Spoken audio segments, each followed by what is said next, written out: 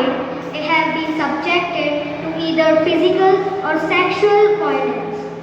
Violence negatively affects women's physical, sexual, mental, and psychological health and may increase the risk of acquiring HIV in some settings. What is its impact on children? Children who grow in families where there is violence may suffer from behavioral or emotional disturbances. Many of you have listened a current case of violence against women, including the rape case that on 9 August, Momita Devnath at R.G. Kar Medical College in Kolkata, West Bengal, was raped and murdered in her college building. This incident has sent shockwaves across India. Not only one, there are many cases of violence against women in India, just like 2012 Delhi gang rape, 2015 Kandhaman gang rape, 2019 Hyderabad gang rape and murder case. Violence negatively affects women's general well-being and prevents women from fully participating in society. Now, I would like to end my words with a wonderful quote: women belong to all those places where decisions are made. It should not be that women are the exception. Thank you and have a good day to you all. भगवान ने मेरे हाथों पर किस्मत की लकीरें भी नहीं बनाई और उससे पहले आप सब ने मेरी तकदीर का फैसला सुना दिया। माँ, मुझे जी लेने दो। अपनी कसम मैं आपको कभी तंग नहीं करूँगी।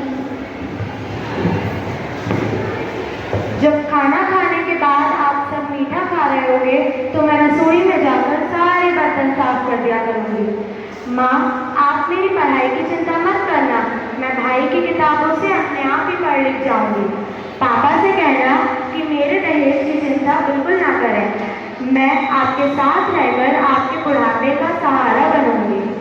पर अगर फिर भी आपको लगता है कि मैं आप पर बोझ बनूंगी तो ठीक है, आप इस ऑपरेशन का खर्चा भी मत करना। मैं ही भगवान जी से कह दूंगी कि मेरी माँ मेरा मरा मुँह है।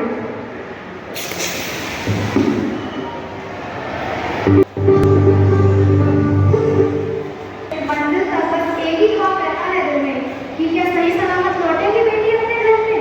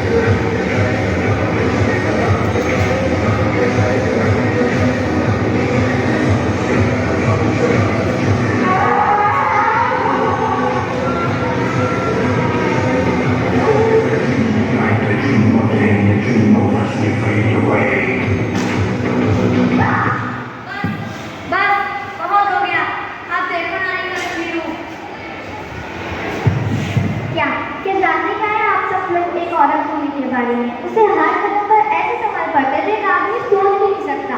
पल्लू ज़्यादा नीचे तो नहीं, लोग करेक्ट पे गलत मतलब निकालेंगे। ज़्यादा हंस तो नहीं, लोग उल्टी सीधी बातें बनाएंगे। ऑफिस में काम तो करना औरत की बस की बात नहीं करेंगे, प्रमोशन पर काम से घर जाकर खाना बनाना पड़ेगा, क्योंकि भले ही घर में काम ना हो करे, खाना तो सिर्फ और सिर्फ एक औरत ही बनाएगी। आदमी रात का काम करे तो घर वाले कहते हैं अरे कितना काम करना पड़ता है बेचारे। औरत रात का काम करे तो घर वाले कहते हैं ऐसा कौन सा काम आता है जो रात में करना पड़ता है। इसके अलावा हमें कुछ ऐसी चीज़ों के बारे में सोचना पड़ता है जो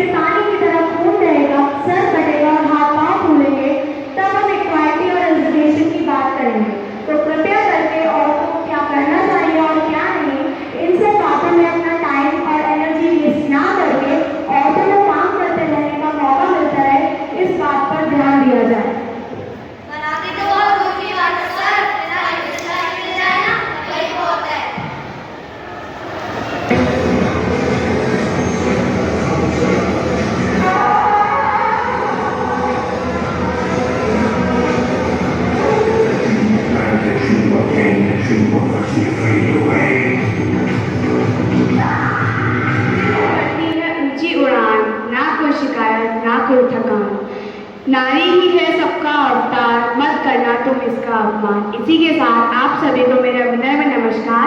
मैं आराध्या शर्मा कक्षा 7 की छात्रा आज आप सभी के सामने महिला सशक्तिकरण पर अपने भाव प्रस्तुत करना चाहती हूँ। किसी भी देश को सशक्त बनाने में वहाँ की महिलाओं को सशक्त बनाना बहुत आवश्यक होता है। महिला एक माँ, बहन, बेटी बनकर पुरुष जाति के जीवन में एक अहम भूमिका निभाती है। फिर भी उन्हें वह इज्जत व सम्मान नहीं मिलता जिसकी वह असलियत में हकदार है।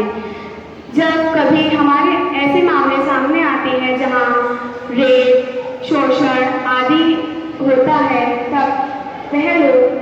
तब ऐसे लोग कहते हैं कि यह सब तो सरकार द्वारा चलाई जा रही मुहिम के कारण है, परंतु वह लोग बहुत सारे महिला विकास, महिला उत्पन्न और बेटी बचाओ बेटी पढ़ाओ के नारे लगाते हैं। आप जानते हैं ऐसा क्यों होता है? क्योंकि हमारे देश का हर नागरिक जागरूक होकर महिला का सम्मान नहीं करता। मैं चाहती हूँ कि देश का हर नागरिक जागरूक होकर महिला को वह सम्मान, वह इज्जत दे जिसकी वह हमसे उम्मीद करती है। महिला ही है जो सारे संसार में गतिमान है। माँ है तो बेटे के लिए आंचल है। महिला है तो पति की निस्वार्थ भाव से सुख दुख में सेवा करने वाली पत्नी है। महिला है तो एक भाई की कलाई पर सजी हुई राखी है। बेटी है तो आंगन में चहचहाती हुई एक परी है। इसलिए हमें उनकी हमेशा इज्जत का सम्मान करना चाहिए। अंत में मैं सभी नारी से यह अपील करना चाहती हूँ कि आपको भी खुद से प्रेम करना होगा, आपको भी खुद को सम्मान देना होगा और खुद के लिए समय निकालना होगा। अतः मैं यही कहना चाहती हूँ कि कोमल है तू पर लाचार नहीं, तू तो मूरत है शक्ति के अवतार की, तू किसी के गुलाब की मोहताज नहीं, तू तो बागबान है इस कायनात